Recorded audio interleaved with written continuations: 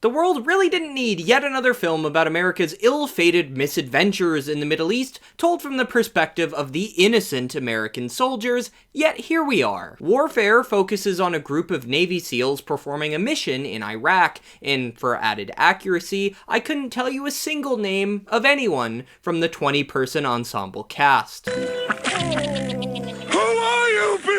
The film might as well be about a bunch of faceless goons, which is a shame, because names are actually really important. If I forget a guy's name on a date, he's gonna quickly ghost me, and if I don't know a character's name in a movie, I'm gonna be pretty apathetic if they get exploded by an Islamist militant. War films are often guilty of this cardinal sin, having large casts full of people who are rather quite bland and forgettable, but frankly, I don't think the thousands-year-old foundations of narrative storytelling should be thrown out the window just because there are a bunch of bad guys shooting at you with guns that go pew pew.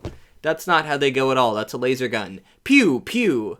There we go. Warfare has gotten largely positive reviews from both critics and audiences, which reminds me a little bit of when I reviewed Alex Garland's Civil War. He is also the director for this film. I got a lot of negative comments and a copyright notice for that video, but just like back then, you're all wrong. Warfare is an unflinchingly realistic portrayal of what American soldiers experienced in the Iraq War in 2006. That much is undeniable. But unfortunately, the old joke from Frankie Boyle spoken a dozen years ago still remains painfully relevant and painfully true today. Not only will America go to your country and kill all your people, but what's worse, I think, is they'll come back 20 years later and make a movie about how killing your people made their soldiers feel sad.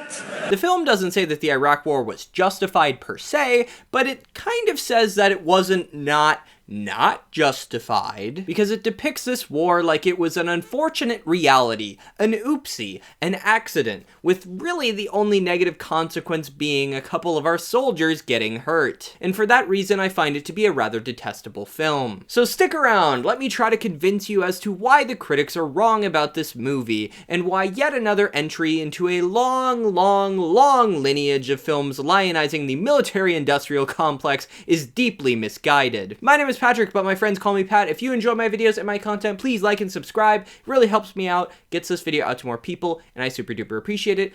Follow me on social media. I'm posting more now. Yeah. Okay.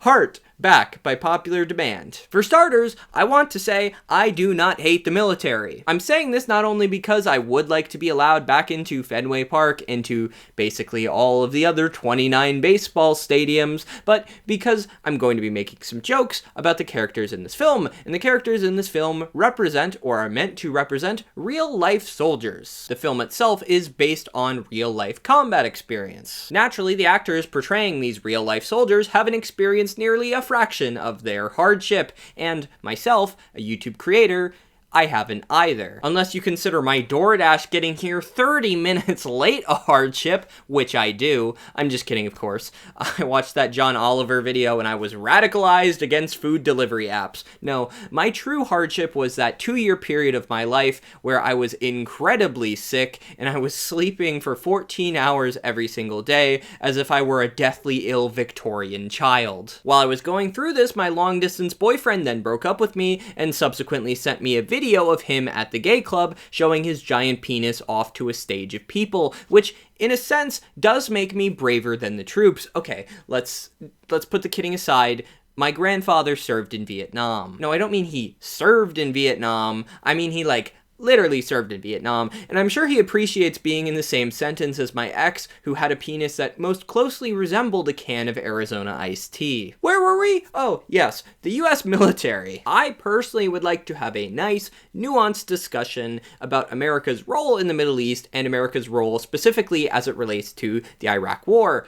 The film does not, under any circumstances, want to really do any of this. What Warfare wants to do instead is a painfully realistic depiction of this particular war story, down to major details like the house that the soldiers were stationed in, and down to minor details like how the soldiers were bored out of their minds before they started to get shot at. It presents this story factually with a US bent, a very heavy US perspective. Obviously, pretty much the only perspective we are getting is from the American soldiers, but it presents all of this and really does not want to delve into the implications of what we're actually being shown on the screen. But therein lies the issue. This is not a story where our heroes are going to rescue a princess from a castle. This is the Iraq War. It was started for terrible reasons, a president's fragile ego, oil investments, and it was sustained with lies and cruelty. And this was not a novel opinion. Even at the time, there were people who were saying this is the wrong thing to do,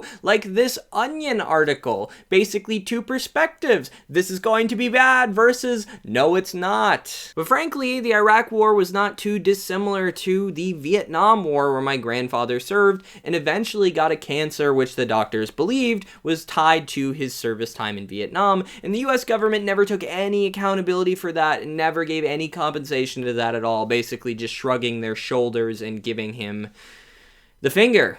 Thanks, Uncle Sam. This might be a hot take, but maybe we should cool it on the films lionizing the sacrifices of the brave and noble US troops, while the US government is still treating veterans like pieces of popcorn strewn about during a showing of the Minecraft movie. Alright, my perspective shared and my grandpa learning in the afterlife that I'm gay, let's break down the film. Warfare is directed by two people, by Ray Mendoza, an Iraq War veteran, and by Alex Garland, a British man who has now made two films about two very distinctly American wars. Garland directed Civil War, which, again, didn't really like that. You can go watch the movie. None of the money on that one goes to me, but it was a lot better than this film, than Warfare. I feel a little bit like a child complaining about, like, how my life is terrible because I'm being forced to eat my peas, and, like, it can't possibly get any worse, right? But then I don't finish my meal, and all of a sudden the belt gets unhooked from the loops, and, inexplicably, I'm in Ramadi, Iraq in 2006. Rock bottom is really only a concept for those of us who don't know what true bedrock feels like. The film starts with a close-up of a workout video featuring a number of very young and attractive women with ample buttocks, and then we reveal that it's actually being watched by about 20 different soldiers, all hooting and hollering in pure elation. It's good to establish that there's an undercurrent of horniness in the US Armed Forces, given we don't let them paint pinup models on jets anymore. Can we cut this joke? If the Air Force starts destroying weddings while using stealth bombers that have Hatsune Miku models drawn on them, that may in fact be my last straw. This scene is more or less really the only moment of humanization we're going to get from the cast throughout the entire movie. And in my view, you really need more than 3 minutes to establish that. This is one of the biggest failings of the film. Warfare, from minute 3, expects us to have an intimate and unwavering emotional attachment to its very large cast. We're expected to care about these people by virtue of them being in the US military, which, like,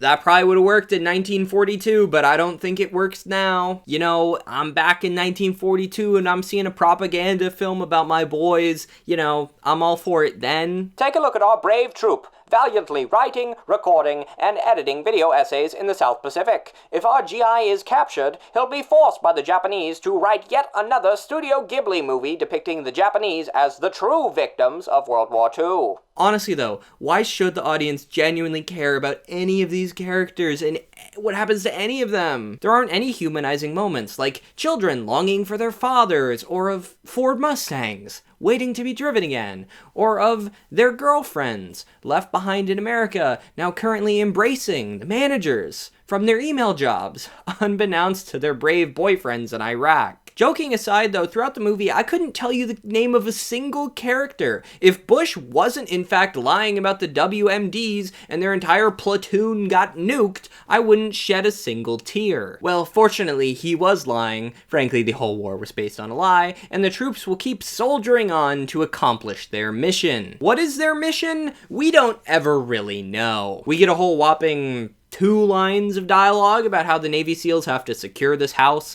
and then after they secure it, every single person in the city wants to kill them, and then they get attacked, and then some of them get injured, and then they have to evacuate. And that's pretty much it. Normally when I interpret and analyze these films, there's a little bit more going on, but no, not really in this case. The entire plot of this movie can be summarized in like 10 words. A group of soldiers invades a house, gets attacked, and then they have to leave. No grandiose missions are accomplished, no scouting for the real culprits of 9/11, because they were in Saudi Arabia and far away from the war effort, and nothing of value is really gained. This is shaping up to be rather political, so let me make a joke to lighten the mood. What's black and white and red all over? I don't know, who cares? We're all gonna die anyway, what does it matter? A mime in a blender. You know, he's gonna die before you, so I guess it's not all bad. That didn't work as well as I thought it would. Alright, it's time for me to address probably the most important facet of the film, one which represents both its greatest asset and a source of many of its problems. The fact that this film is a very, very, very accurate depiction of warfare, to my knowledge, in the Iraq War. But with that accuracy comes a level of indifference that I find indefensible, really. Now, I want to make it very clear, I'm not sitting here yelling at you and saying, every single bad thing that happens in a movie or TV show should be loudly condemned by the source material, or it is an endorsement. I'm not saying that. Dorothy shouldn't be condemned by the Wizard of Oz for her house-hicular witch slaughter. The Wicked Witch of the East, bro! Nor should Willy Wonka face explicit criticism for turning those children into chocolate bars and golden geese shit. But warfare never even attempts to deal with any of the actual realities of the Iraq War, which I find especially odd because the film itself, although depicting a real thing that happened, is ultimately scripted. Like, if you plopped a random film school dipshit into a global conflict zone, they probably wouldn't do that well, myself admittedly included. I bring kind of a white guy wearing a linen suit vibe to the function that not everyone likes. But still, that camcorder would be capturing unfiltered reality. Whereas warfare is a meticulously reconstructed version of reality and really has nothing to say about that reality. Sure, we're presented with a lot of violence, some of it really graphic. 2 men get their legs absolutely shredded by an explosive, and it's hard to look at such scenes of these men screaming in agony for 30 solid minutes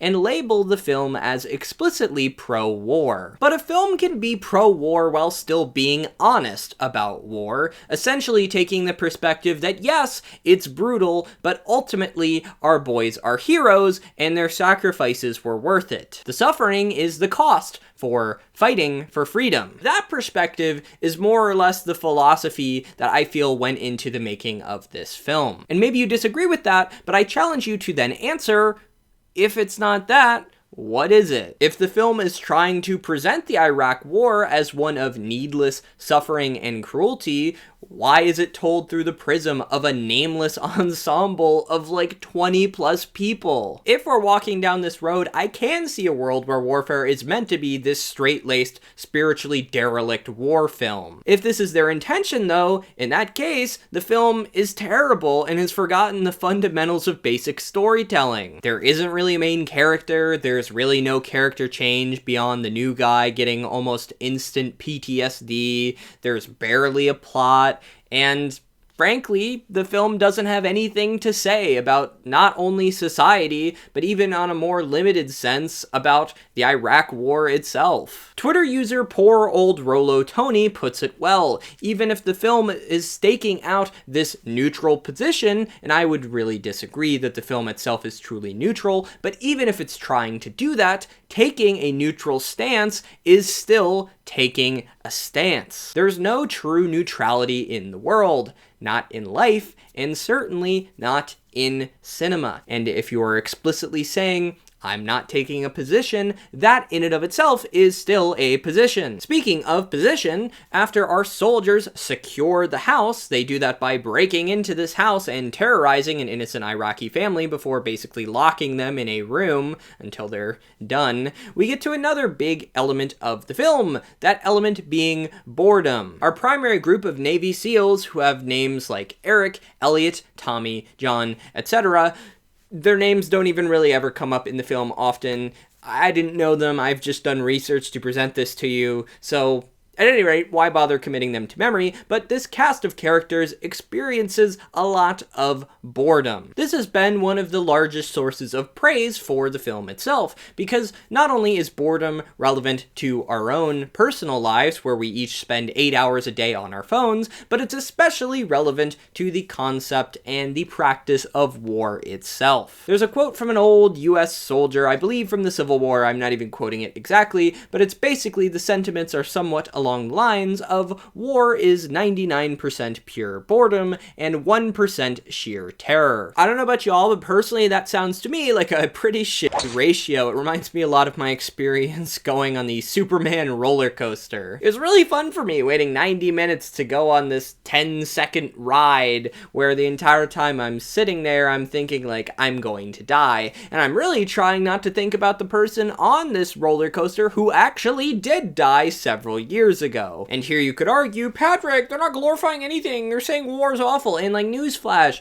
like all wars are awful. Even war films where the warriors are meant to be heroes, if you objectively look at what's happening, there is a ton of suffering and carnage. They're trashing this poor family's house while this guy is looking at the market with a sniper rifle to see if they're ever going to be under attack, because, hey, maybe the people in the city don't like what you've done. They accomplish nothing and the film still views them as heroes, never once questioning if they have any right to be there. Instead, the heart of the film orbits them. It orbits their suffering, their perspective, and their struggles. And the Iraqi perspective, the people who actually live there, is rarely, if ever, seriously considered. Things start to heat up because there are some suspicious characters in the market, and their command informs them that they have just lost air support, meaning they're now dangerously exposed. Which, like, this has me feeling like a college mother who's really annoyed with the quality of services that are being provided to my son at the private college that he attends. We pay how much money in tuition to that dang school, and you're telling me that the dorms, showers aren't working? Why, this is simply unacceptable. That's my woman impression, by the way. Isn't it great? But like, I pay how much money in taxes? A lot, with a large portion of it going to this very expensive military, and you're telling me that they still can't do their jobs effectively? The US is billed, much like the Kingdom of Prussia, as an army with a state, and you're telling me that the soldiers were getting their asses kicked by a bunch of insurgents who were wearing track pants and using decades-old equipment? Boy, I sure am glad that instead of having universal healthcare, we can just fight a series of disastrous doomed wars where apparently the soldiers we're sending to go fight these wars aren't even equipped for success. As things start to look a little tenuous, we get a lot of moments of character development and character bonding. I'm just kidding, of course. Instead of doing that, we have a minute-long scene where the character who represents Ray Mendoza, who is actually there in this particular conflict, played by D'Pharaoh Woon-A-Tai, does a full minute of reciting military jargon that you would have no possible way of understanding unless you were literally in the military. It's so complicated, I don't even really remember it well enough to make like an accurate joke, so I'm just gonna go for like a funny joke. Whiskey Tango Foxtrot, my Ligma coordinates are sustaining heavy fire. Did you just say Ligma? Ligma ball? The only truly meaningful character interaction comes between Ray Mendoza and Elliot Miller, played by Cosmo Jarvis, where Miller just kind of stares at Mendoza for a while, and you really kind of just get the impression that he doesn't really like you. I'm sorry. I don't like you either. This is paid off later when Mendoza drags Miller's unconscious body into safety after they start taking fire, but I mean, that's like pretty much it. There's so little substance to this movie. There's really not that much interesting happening at all as it pertains to the characters. You really don't get to know who any of them are besides kind of Mendoza's character and kind of Will Poulter's character, who we'll get to. But because there's not a lot of content, let's just keep it moving, guys. The group's fears of attack are confirmed when a grenade comes through their window and it takes Miller out of commission, forcing Mendoza to call and radio in for a medical evacuation. Only for Miller, though, because their plan is we're only going to take Miller and put him in the armored vehicle to get him medically evacuated, and then the rest of us, we gotta all go back into the building that's just getting shot at for, for some reason. And here I thought I needed to leave my apartment because there's a cockroach problem. I should just be grateful that South Boston has reduced the number of grenade attacks in the last few years. Their group is going to face a moment of difficult exposure because they have to go out of the house to actually escort Miller into the armored medical evacuation vehicle. Their plan? Have the two under-equipped members of the Iraqi army go first and then follow them. They were treated so poorly by the Americans, it's rather upsetting to watch, and the film never feels any need to address it because it's being neutral. The same is true for the families that live in the house they occupy. They're also treated poorly. The soldiers break into their house in the middle of the night, pointing guns at them, and basically say, like, don't resist! Stay in this room indefinitely. Like, what was the US government's plan to win this war? Do you think this is the type of behavior that endears you to the local population?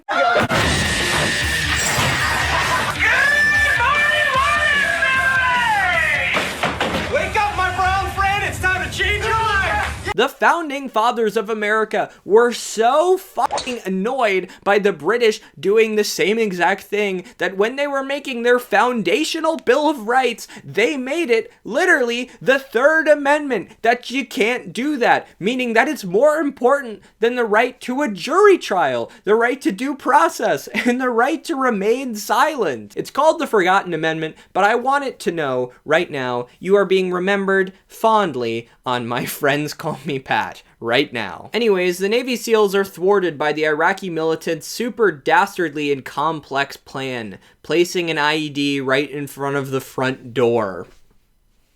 That was it, really. Whoever could have predicted this? There might have been an explosive right next to where the soldiers were most likely to exit from. One of the Iraqi soldiers is brutally dismembered. It's really tough to see, and Miller is knocked unconscious, and Sam, played by Joseph Quinn, is critically injured. The armored vehicle that was going to medically evacuate them then leaves because of, the explosion, leaving Miller and Sam to be injured and yelling and bleeding profusely. Eric, played by Will Poulter, who does his best, is really in no condition to lead after getting kind of knocked up by that explosion. So it's up to Jake, played by Charles Melton, to take his different team to come to their team and rescue them. They're called Alpha 2, which is a little weird name. I mean, because you've kind of got the Alpha, that's good, number 1, but then it's Alpha number 2. That's a little bit like if you were asked, what did you just do in the bathroom? And you just said, well, I did a number 2, number 1. Like,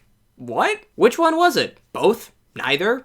Did you cross the streams? Have you somehow become so efficient that they both come out of the same hole? Eventually, Jake and his other 8 soldiers, who I know absolutely nothing about, like at least the people in Alpha 1, like I know they've said at least a couple lines of dialogue, everyone's talked a little bit, but like these people I know nothing about, but they come to Alpha 1's rescue. Unfortunately, their request to get more evacuation vehicles is denied because their commanding people say there was an IED, so we're not sending any more vehicles, which I don't know if that's reasonable or not. It seems reasonable enough, I guess. But what are they going to do if they can't get evacuated? It seems like you're just kind of abandoning them. They can't get the vehicles unless there's a specific approval from the commanding officer, from the CEO. So Jake tells his communications guy, just radio in and pretend to be the CEO and say that you've authorized the vehicles. And then it works. Like, how did that happen? Like, this to me seems like treason, which I'm not mad about, but what I am mad about is how seemingly easy it is to get it accomplished. The process to just just breach the chain of command seems to be the same as the process to get on national TV with a prank call during the O.J. Simpson car chase. And I see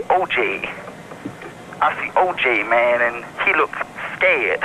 This is Al Michaels. That was a totally farcical call. That caller may have been fake, but my laughs after hearing his call were real. But the military prank call treason works, and then they dispatch a couple vehicles, and everybody is able to medically evacuate and get in the vehicles and escape. Although this is not before they've regained air support, so they have jets absolutely crop dust the fuck out of the neighborhood, and also use the turrets to just, of the military vehicles, to just destroy a bunch of the buildings and really just unload on them. There's a very fun scene where the turret is trying to take down a couple militants on a roof, but it's just moving so slowly that they're easily able to like kind of jog away and escape, which is just such a perfect microcosm for how this war was such a poor idea. After the troops completely evacuate, we get a quick scene of the now traumatized Iraqi family embracing in their nearly completely ruined home before all of the militants that the soldiers had just been fighting leave their buildings and all converge onto the street. And then they kind of awkwardly mill about for 15 seconds before the film literally ends. That is the ending. There's a fine line between endings of films that are like a little bit, subtle, they're meant to be interpreted, they're not super straightforward, and films that have endings where it just feels like the actual ending was deleted in some sort of Looney Tunes-esque calamity. Ah, shucks, Doc, I accidentally deleted the ending. Is that... Bugs Bunny would never be such a failure like that. This is totally more of a Daffy move. Like, Daffy would totally delete the ending. Maybe for a tax credit. Maybe he'd delete the whole movie for a tax credit. But this isn't the final message that the film leaves us with. No, that is instead a rather lengthy dedication to the members of the U.S. Armed Forces, including the ones directly depicted in this film, and a specific shout-out for quote-unquote answering the call. We see some footage of a real-life Elliot Miller visiting the set, alongside a series of the portraits of all of the actors